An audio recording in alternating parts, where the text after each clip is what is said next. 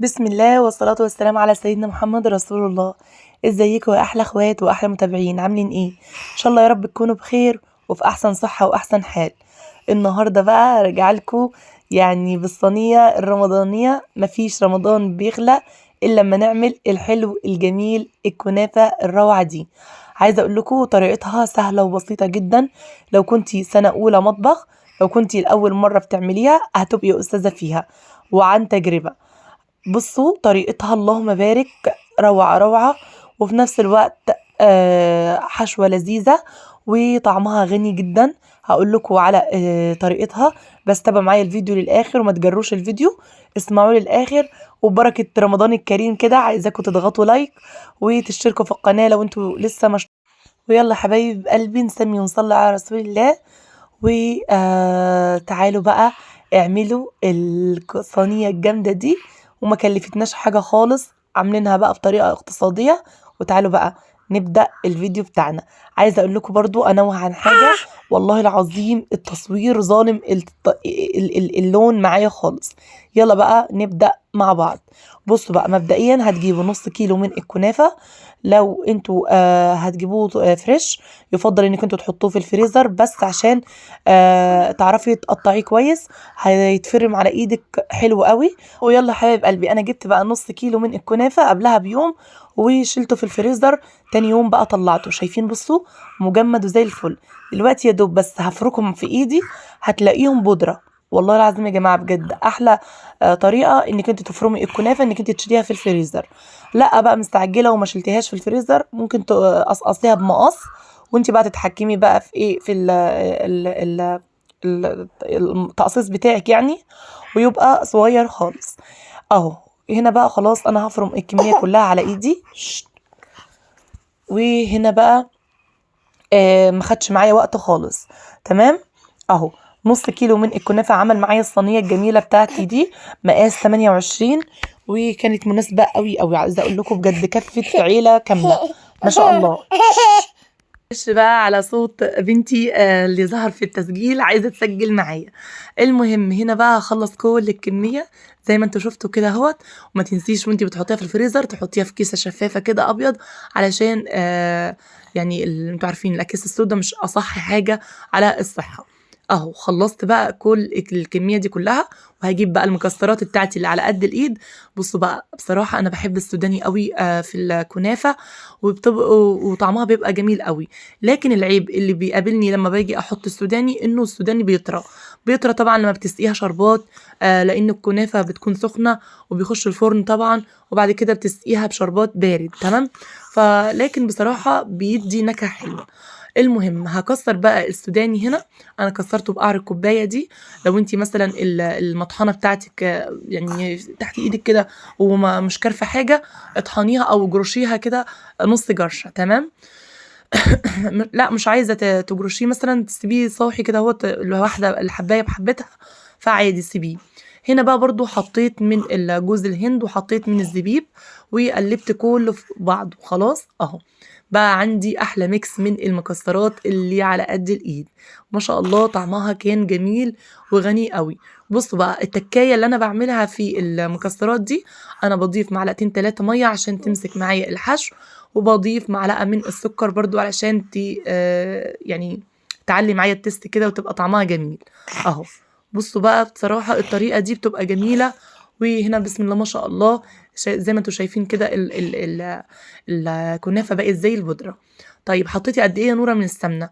هو المفروض تاخد معاكي من كوباية الا ربع لكوباية من السمنة، على حسب برضو العجينة بتاعت الكنافة.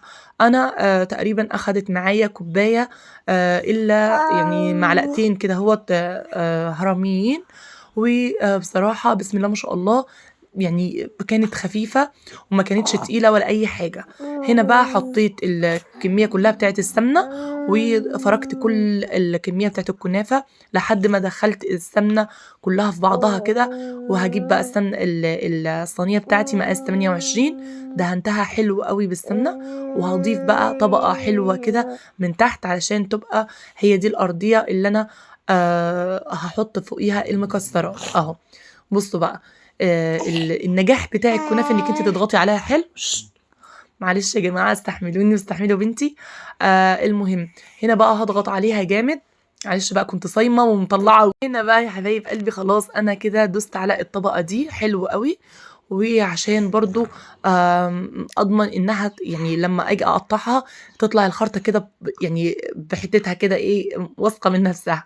المهم هنزل بقى بالحشو الجميل اللي انا عملته ده، وهصبه كده اهوت على الطبقه الاولى اللي انا حطيتها دي اهو زي ما انتم شايفين. بصوا بسم الله ما شاء الله، كانت الحشوه مناسبه وجميله ولذيذه، وعايزه اقول لكم خفيفه جدا، ولا بتعمل حرقان في المعده ولا اي حاجه خالص.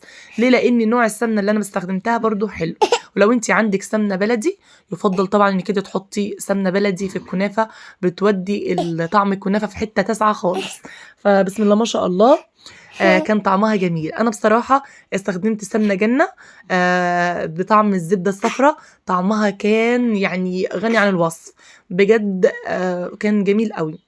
قولوا لي بقى ايه رايك بقى، ايه رايكم بقى في الكنافه، وقولوا لي ايه رايكم برضو في المفرش الرمضاني والخياميه بتاعت رمضان دي. كل سنه وانتم طيبين يا حبايب قلبي، رمضان كريم علينا وعليكم وعلى الامه الاسلاميه جميعا يا رب. ربنا يا رب ما يقطع علينا عاده، وربنا يبارك لنا في حبايبنا كلهم ويهدي لنا عيالنا، واللي مش معاه ربنا يرزقه الذريه الصالحه، اللهم امين يا رب العالمين. بس حبايب قلبي شفتوا بقى الفينش بتاع الصينيه بتاعتنا.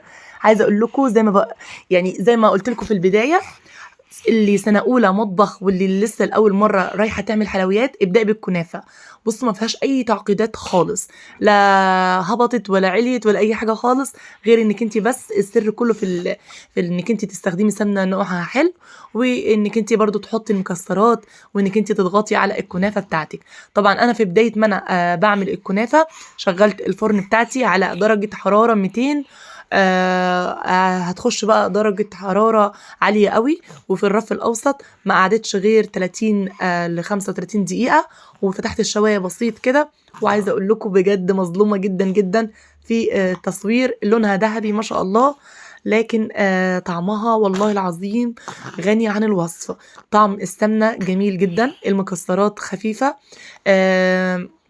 المشكلة اللي قابلتني ان انا قطعتها وهي سخنة خلاص، عشان كده اتفتفتت مني شوية، لكن بسم الله ما شاء الله كانت ماسكة نفسها وزي العسل، مع انها كانت سخنة. لكن هي عشان تطلعي القطعة كده بقطعتها استني عليها لحد ما تبرد تماما والشربات كده يلزق فيها، وبسم الله ما شاء الله بجد طعمها كان روعة.